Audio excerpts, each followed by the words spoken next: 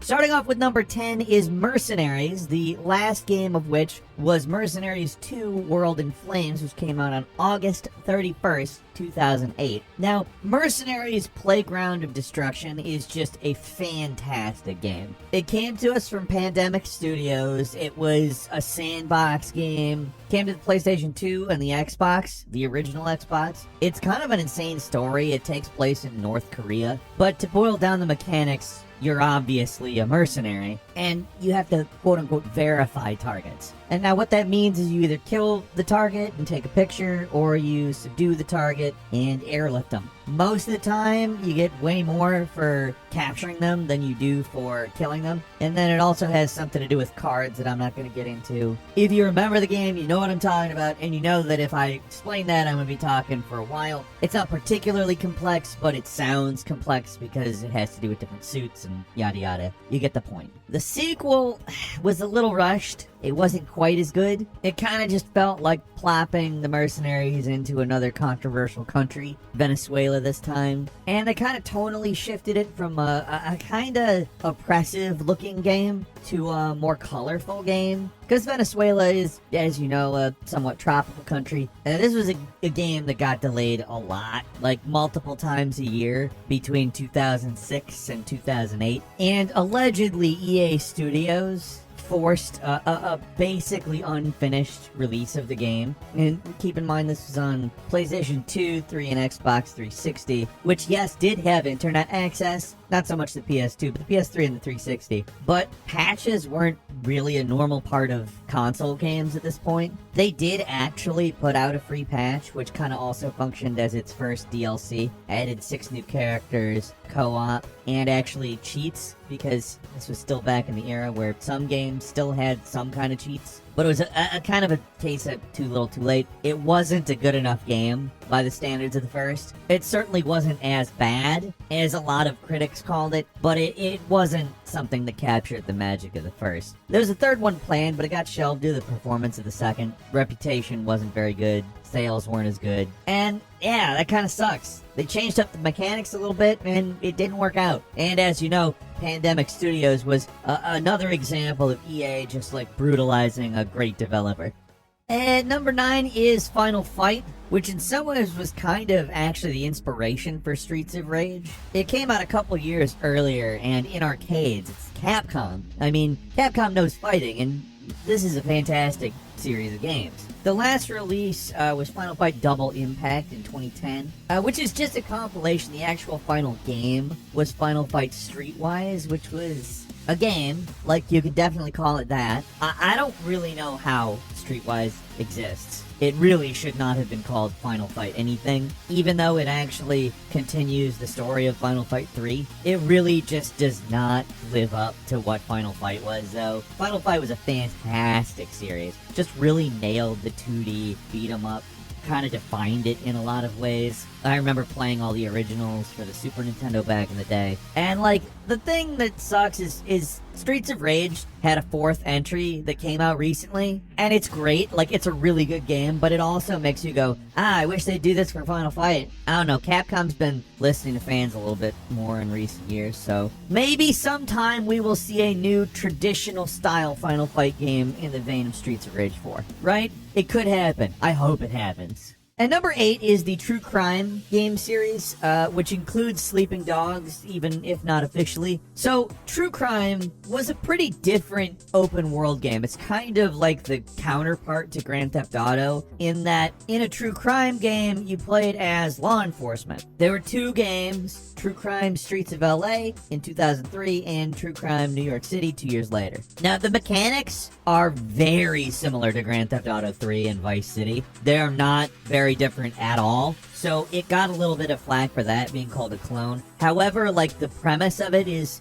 the opposite, and the worlds that they're built in are actually very good. They did a great job making an LA and a New York City that work really well in that console area. Very detailed, very cool looking. And True Crime New York City actually didn't get reviewed that well, nor did it sell very well. Still, it was a good game. I actually liked True Crime New York City a lot. I liked Streets of LA a little bit more, but later down the line, Activision hired United Front Games to develop True Crime Hong Kong, Activision canceled it in 2011, Square Enix decided, hey, that sounds like a good game. So they picked up the rights, removed all the connections to the True Crime series, and released it as Sleeping Dogs in 2012. Honestly, Sleeping Dogs is probably the best of the three. It's really a good game, a very different game, because it certainly does resemble Grand Theft Auto in a lot of ways. And it retains the fact that you're on the other side, the police side, but combat is much more like hand-to-hand. There's a lot more martial arts, there's some parkour, yes there is some shooting, but not nearly as much as in the previous games. And honestly, at this point in time, I would love to see, I don't care how, but a sequel to True Crime or Sleeping Dogs. And number 7 is Legacy of Kain. Now this goes way back to PlayStation 1. The first game was called Blood Omen Legacy of Kain, and I just remember it being a very different game. It was a top-down action-adventure game, and it was good, but I was really brought in more by Legacy of Kain Soul Reaver in 1999. Now, the game isn't radically different from the 2D version, but it's 3D, and it really becomes much more interesting in 3D. It's a game that really benefits from the shifting perspective, because it lets you go between both the spectral realm and the material realm, which is two different versions of it. It's kind of a good way to handle dying, because you shift to the spectral realm before you can go back to the material realm. Kain, the protagonist of the first game, is actually the final boss of Soul Reaver.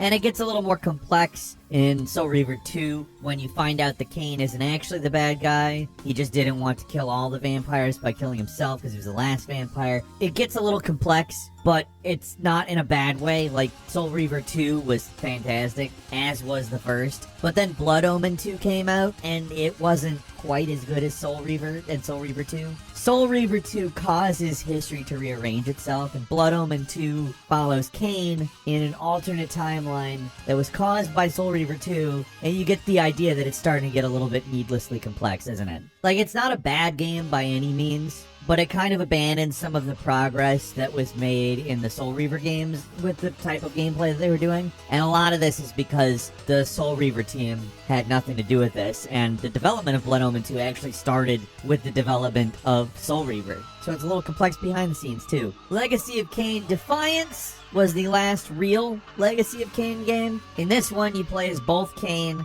and Raziel, the protagonists from Soul Reaver, and it functionally is the sequel to Soul Reaver. It was definitely better than Blood Omen 2, but it wasn't quite as good as the other Soul Reaver games. Some of the effects were a little odd, too. It was kind of an attempt to unify the two series by both the teams, and it was almost there. I don't want to say that it was bad. It was actually pretty good, but it didn't do as well as any of the other games. Then they decided to make a Legacy of Kain free-to-play multiplayer game that was not good.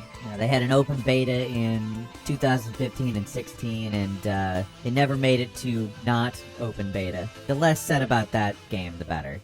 At number 6 is the Sly Cooper series, which was a platforming game that was 3D, and by the time the original one came out in 2002, people were kind of like, another 3D platforming game? But then it turned out to be a platform stealth game, and great. I remember being skeptical of it at the time, and then playing it and be like, holy crap, this is different, in a good way. The original 3 games were really enjoyable games. They had a really unique visual style that actually, even though they were cel-shaded and that was quite a trend at the time, had a unique look to them. The original was kind of a sleeper hit, didn't initially do that good, but then started selling more and eventually became a Sony Greatest Hits title. Sly 2 and 3 did a lot better, and then there was a pretty long wait before the next game came out. Now, Sly Cooper Thieves in Time was not developed by Sucker Punch Studios, and Thieves in Time was actually the least critically well-received of the games. Also, people generally were comparing it to a series from a long time ago, and sometimes the nostalgia glasses, I think, wreck people's ability to really look at something for what it is. And Thieves in Time is a great game. People, I think, agree with that more now. It's kind of wild they haven't made another one, because Thieves in Time was actually a really well-selling game. But they haven't. And number 5 is Prototype, which is just this, like, the story isn't even relevant. It's this crazy open-world action game where you have all of these powers, and it's just like a ton of destruction and mayhem. It's almost like if somebody played Grand Theft Auto, went on a rampage, and was like, but what if you were also a shape-shifting monster?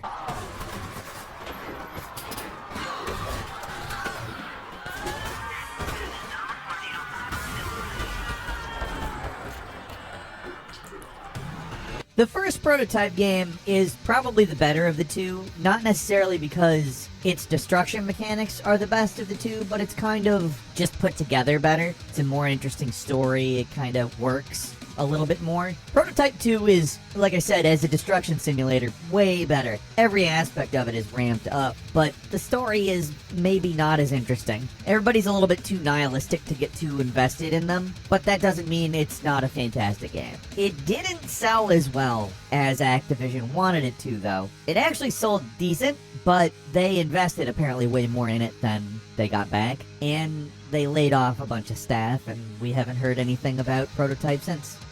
And number 4 is Darkstalkers, a fighting game series that really we haven't seen a actual real entry in since Vampire Savior 2, Lord of the Vampire, in 1997. Yes, that's a hilarious title. Now this game is constantly put out in collections, and it got an HD remaster back in 2013. There's a fair amount of people who simply know Darkstalkers as the game that Morrigan is from, because she's pretty much a meme at this point.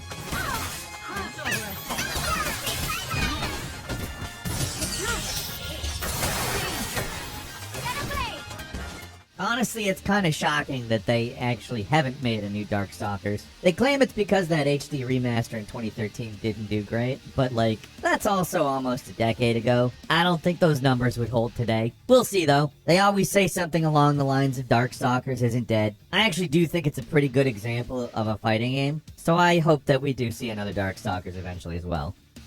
And number 3 is Ultima. Alright, last game in this series was Ultima 9 in 1999. It was a bad game, it was very buggy, and huge yikes. Huge yikes. That said, Ultima 7, which was not one of the originals, might we add, was considered the best in the series. Now, Ultima itself is a really, really complex RPG from way back in 1981. It's kind of the foundational RPG, like JRPGs and Western RPGs have all taken so much from Ultima. But again, that last one was god-awful, and they haven't touched it since. Which is kind of surprising, because it seems like it'd be a really easy concept to sell, at least. The complexity of Ultima combined with the amazing crap we see in today's game engines. My belief is it would really be a great game, and I hope that someday somebody does it. And number 2 is Jet Set Radio, which spawned a single sequel called Jet Set Radio Future. The original Jet Set Radio came out on the Dreamcast. The second came out on the original Xbox.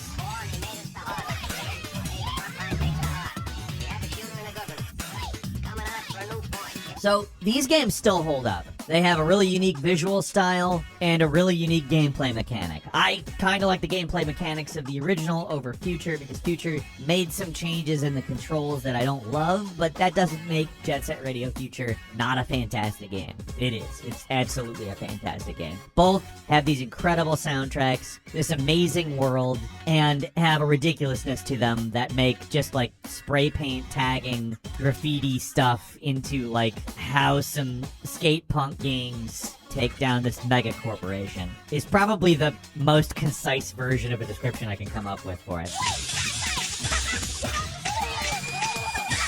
It is absurd and beyond fun. There has not been any mention of a new Jet Set Radio game since Jet Set Radio Future. They did port it to modern systems. You can get it on pretty much everything. Just the original Jet Set Radio, not Future, which sucks. I really wish we'd get the same treatment for Future. But at least indie developers know that there's a lot going on there. There's a game called Bomb Rush Cyberpunk coming out that is kind of a spiritual successor. And I'm really excited to play that. I'm hoping it does really well and Sega goes, oh yeah, that's right, people like these games.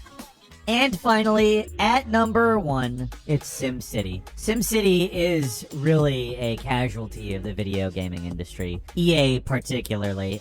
You all know what EA does to companies. They buy them and destroy them, and then blame them for the destruction, and then retain their IP, and then nothing else happens. That's the case of SimCity. Remember SimCity 2013? You can't even list the problems with SimCity 13. It was a 3D SimCity. Now that wasn't the problem. The problem was all of the various awful things about it. Always on, weird cloud stuff that didn't work. And when I say stuff that didn't work, I'm probably doing a lot to underemphasize just how much didn't work. People had every reason to hate SimCity 2013. There's no argument there. But, like, between SimCity 2000, which is a near-perfect game, the original SimCity, which is a very interesting game, the Super Nintendo version of SimCity, which Nintendo imprinted itself onto and made this really charming version of SimCity, there's stuff in SimCity's history that is just among the best games of all time. It would be nice if we got another one that just decided, hey, let's make a game that plays just like SimCity 2000, but that looks incredible. That's what I'd like. Maybe a few new gameplay things, like new buildings, but not stuff that messes up the formula. That's one that I don't know if I'm ever going to see, because it just seems like they don't even mention SimCity anymore. The last thing that came out called SimCity was called SimCity Build It, which was kind of like a crappy free-to-play for phones, and yeah, it was still actually better than SimCity 2013.